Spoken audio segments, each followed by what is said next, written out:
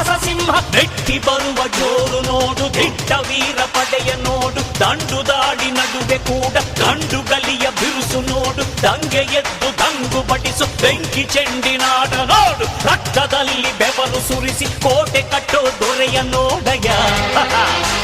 ಇವನಿದ್ದ ಕಡೆಯಲ್ಲೆಲ್ಲ ಘೋರ ಸಿಂಹ ಗರ್ಜನೆ, ಅದು ಯಾರು ಬಂದರು ಕೊನೆಯಾಗದು ಸಿಂಹ ಗರ್ಜನೆ.